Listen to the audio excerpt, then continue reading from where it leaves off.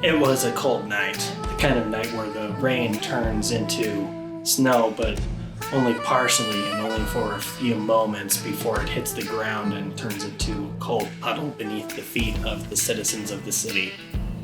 That's me, sitting here at my desk, when a notification pops up. Apparently, they're making a new Spider-Man TV show, and it stars Nicolas Cage of all actors, in the 1930s setting in Spider-Man Noir. I knew immediately when I saw this wasn't going to be just a normal TV show. In fact, this show might very well change everything. Yeah, this is huge. Spider Noir is getting his own series, and it's a live-action show. This is huge. This could change everything. This is the biggest news in superhero TV and movies since James Gunn took over DC, which honestly wasn't all that long ago. But this is extremely important in a completely different way, because if this works, this will completely change the way that every other studio everywhere looks at these comic book characters, looks at their potential, and looks at the way that they could market their main characters. This is huge, and I have to explain it to you guys. First off, we got to talk a little bit about the context.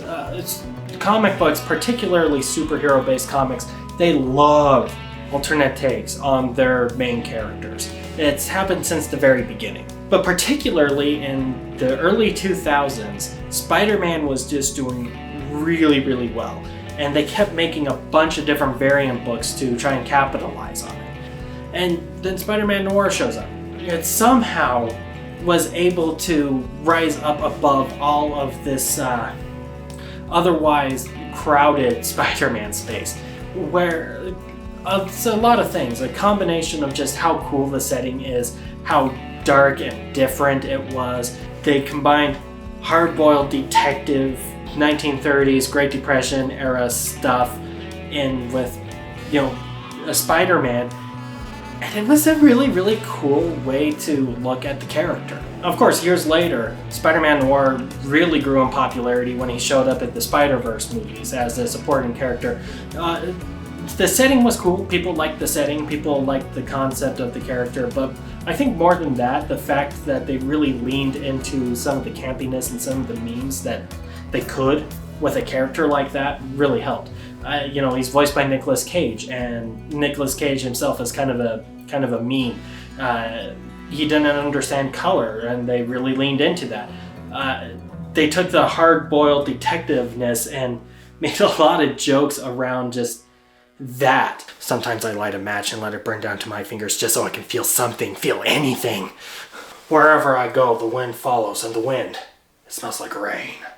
This is orange? Pink? Oh. And now Nicolas Cage is coming back, playing the character he voiced in Spider-Verse, but in live action this time.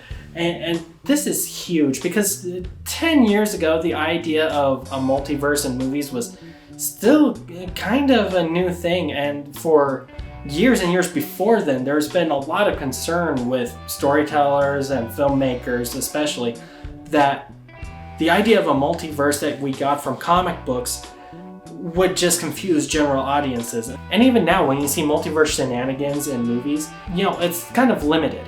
And the alternate versions of the character are still anchored to, the main one that we're supposed to understand, the base version of it. Like you see No Way Home, and even though we knew Tobey Maguire and Andrew Garfield from other movies, and we're very comfortable with them, they still were only there to support main Spider-Man. We showed up for Tom Holland. It was just a nice bonus that we got Tobey Maguire and Andrew Garfield. But this thing, Spider-Man Noir, this is completely different, because there is no other variant. As far as the show is concerned, this version of Spider-Man, this noir version of the character, is primary Spider-Man. He's not having to fight for competition. He's not having to fight for his own validity. any more than a single main character would have to. Now, because of this fact, if Spider-Man Noir succeeds, it will completely change the way that audiences and studios will see these characters forever. It will change the way that we see these variants. That proves that variants like this will be able to stand on their own. It also proves that they don't have to tie everything into a cinematic universe anymore. We can have single stories that don't tie in. And it will also prove that audiences will show up for big, bold tone experiments. I want to take you back a little bit to back when Disney bought out Fox Studios. So when Disney bought out Fox, they just kind of ate their Marvel properties and put it into their regular release schedule. So if you look back, you can see that we had a much more regular cadence of an X-Men movie being released every couple of years or so, and then in between that, Marvel Studios was releasing all of their superheroes. Now, it just meant that X-Men and Fantastic Four further clogged Marvel Studios' pipeline. So we can get an X-Men movie. We sort of did. We got a Deadpool movie, but in between the Deadpool movie, they also had to make Loki, they had to make Iron Man, they had to make Captain America, Ironheart, whatever else that Marvel was making at the time. And that meant that they just slowed things down because now the same publishing house has to consider a lot more properties, and now we get less movies per character per time period. However, if Spider-Man Noir succeeds outside of the regular studio structure like this, even though it is a Sony-based project, it opens the door for other producers like Marvel Studios or DC Studios to consider multiple production houses when they're making these projects. They can start offloading some of this work to other places, which means they can get more movies done faster, which means that character stays more relevant longer, and you don't have to rely on things like having a quick cameo in some other movie to remind us, oh yeah, this is a character, they exist, we like them, they're relevant, please keep remembering them because in 3 years we're going to finally be able to get another movie with this guy. No, that could potentially be over if Spider-Man Noir exists, because now we have other studios that are just able to make these projects and they can go on a lot faster. Like, imagine that. Imagine you're waiting for the next Batman movie. We've been waiting for the next Batman movie for a very long time. For some reason, Matt Reeves decided that he just needed to take forever to make the next sequel, and it's been years, right? But imagine this instead. Between the mainline Batman movies, in between there, you get Gotham by Gaslight. It's done by a different studio, it's a different tone, but it's still sort of Batman. It still keeps the character relevant and it tides you over until the next mainline movie can be released. Or, it's been forever since Spider-Verse had its movie. We were told it was going to be released the next year, but that obviously wasn't the case. Imagine if we got like a Spider-Man 2099 series, or a full Spider-Gwen origin type series to try and tide us over, keep the property relevant until the next big installment. And rights holders really want this because in a world that is constantly fighting for your attention, it's important to make sure you're staying on top of the pile and you're staying relevant as often and as many times as you possibly can. So releasing a new project that features a character, even a variant of the character, is really important because it keeps the main version as well as all of the variant versions relevant. You're seeing Spider-Man Noir. Cool. You're still actively thinking about Spider-Man, regardless of what version it is. Second, talking about staying on top of the pile and staying interested and relevant, this, if it succeeds, will highly encourage studios and production houses to have higher quality movies and TV shows. Let's take a look at what DC movies used to be like. Under Zack Snyder, you had movies that, they're well made and the cinematography is gorgeous in them, but they were very, very controversial because the characters just didn't feel right. However, at the same time that DC was struggling in movies, they were cooking when it came to their TV shows. The whole CW Arrowverse was really, really, really well received. almost the entire time it existed. Even if the specific show started to falter a little bit, they had the big crossover episodes that got people talking, got people engaged. They would introduce a new show every so often to keep people more engaged with it. And there's nothing anyone can say to convince me that during the 2010s, when the New 52 was going, I like the New 52, but I have to acknowledge that it was still a very controversial choice on the part of the comics. And when animated projects were really slowing down and were just kind of relying on their movies, and when the DC cinematic universe, when those movies just were not cutting it for people and Marvel was just dominating them at the box office, I'm convinced that those CW shows is what saved DC during the 2010s. Nintendo, when the Wii U was suffering and was just kind of this money pit, they had the 3DS, which was not a money pit, and Nintendo was able to rest on the 3DS while they tried to figure out how they can fix the home console market that they had set up.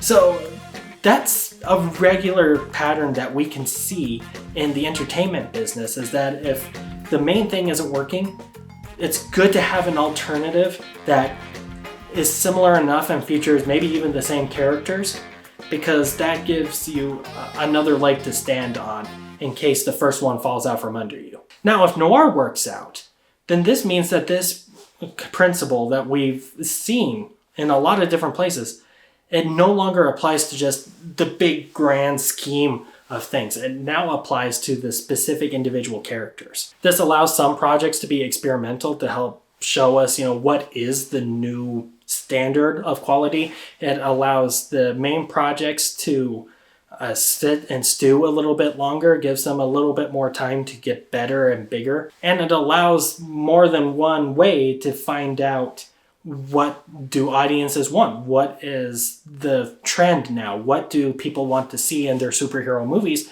Well, we can find out because now we have 3 or 4 different projects going at any given time, and they're going to give us some more information. And in a world where the executive temptation is to just replace everything with cheap AI slop, it's going to demand that these places and these studios, they have high quality work to keep your attention, because if one thing falters and falls, you cannot afford your second leg to fall under you as well. So let's go ahead and talk a little bit about the comic real quick, because this is a comic book channel. That's what we do. So the thing about Spider-Man Noir that might surprise you is that there's really not a whole lot of stories about the character in relation to comic books. He had 2 initial miniseries that were very well connected, and then a handful of straggler issues, and then in 2020 there was another miniseries, and in 2025 there was another one. Altogether, it really doesn't equal that many issues. There are definitely characters that get more, but it's not a ton, It's just, it exists. Now, one of the things that we notice every single time a movie is released or a TV show is released, comic books try to chase after it. The movie and TV audience is always going to be bigger than the comic book audience. There's a lot of reasons and a lot of hypotheses about why that is. It doesn't make a whole lot of sense why, but we'll just live with that. And because of this, anytime a movie or TV show is released, you kind of see comic books chasing after it. But what could this show do for comic books that comic books aren't already doing? Well, the first thing is we can expect to see more Spider-Man Noir comic books. And I would love to see continue the story from the original miniseries. The 2 new ones, they didn't quite continue that original story. They kind of just exist independently of themselves pretty well. I would love to see all of the hanging plot lines from the second miniseries carried over. But what I think is more likely is we're going to see this TV show affect the comic book in a really direct way. Like, the comic book is going to start integrating elements from the TV show, unique parts that the TV show delves into and works with, we're going to see that get adopted into the comics, even if it isn't a perfect fit. On top of seeing more Spider-Man Noir comic books, in theory, I could see this opening up a lot of doors for a lot darker comics. I think I talked about this in my predictions, but even if I didn't, Marvel Comics, you can almost track it, has a habit of going really light, then kind of dark, then really light, then kind of dark again. And I could see another turn going towards making them a lot darker and a lot grittier than they have been in most recent years. Either that, or we'll start to see the darker and grittier stuff start to come into fashion a little bit more. I think we started to see it when Daredevil was coming back, and Daredevil Born Again, the TV show, not the comic by the same name. And then we're getting the Punisher special, and now with Spider-Man Noir, all of those are really dark and really gritty. And I can see that building up like this almost sub-genre for superheroes within Marvel that are going to feel darker and heavier than your average Marvel book. I don't know how much of an effect that will have on the industry as a whole. I don't know if that will create all new trends and change everything about it, because I think there are, frankly, bigger things happening in comic books now than adapting the Spider-Noir TV show. But I like to think that the fact that Spider-Man Noir is being adapted into the TV show makes it so that Noir is no longer this extra thing. As far as comic books are concerned, it's always been an extra thing. You read it because you knew who Spider-Man was and you wanted to see an alternate take on it. Now, if the alternate take is considered something of a main take, that means that Spider-Man Noir no longer is an extra thing. It now becomes a funnel, and it can funnel people back into comic books rather than the one-way street of I like Spider-Man, so I read this offshoot of Spider-Man. Now it's a two-way road. I saw this offshoot of Spider-Man, and now I'm reading comic books as a whole. So, I could see this having a lot of potential for growing the audience for comic books. And that's what I can really hope for from it. So what does all of this mean? It means that Spider-Man Noir isn't just a fun aesthetic experiment for the sake of trying something silly. It could lead to some real lasting change in the way that comic book TV and movies are made. It's going to lead to some really interesting variant solo projects. It could open the door for more Spider-Man variants to have TV shows, or variants of other characters to have TV shows, and expand the universe in that way, which would be really interesting. It lends to a lot more creative freedom for creators of this stuff. They can try new and wacky things because why not? Spider-Man Noir worked, so maybe some other weird version of Spider-Man will work. Maybe some other weird version of a character will work. And so it lends to experimentation. That experimentation lends itself to higher quality. Even if the experiment doesn't work, we still learn something, and it creates a better environment for movie and TV, which, there's been a lot of concern that the quality has been declining in recent years, and that AI is going to continue to make it decline. This could help prevent that. And it could really be a huge boost to the comic book world, both generally as well as getting us some more Spider-Man Noir, which would be a lot of fun. And, if it fails, we just kind of go back to how things are now. So, it's kind of a no real loss here, which is really, really interesting and really fascinating. The worst case scenario, we have this really interesting Spider-Man series we can talk about later. So, needless to say, I'm excited for this TV series. I'm excited to see what the effects of it are, as well as just whether or not the show is good. I have to believe it would be, because it's kind of a weird thing to take a chance on if you don't have some reasonable expectation that it's going to succeed or do well. Then, of course, they did pump a lot of money into making a Madam Web movie. Anyway, that's what I have for you guys today. I think this is a really interesting topic. If you have any thoughts, go ahead and put them in the comments below. And let's chat. And until next time, thank you for joining me. Have a great day, and remember to always be your best self.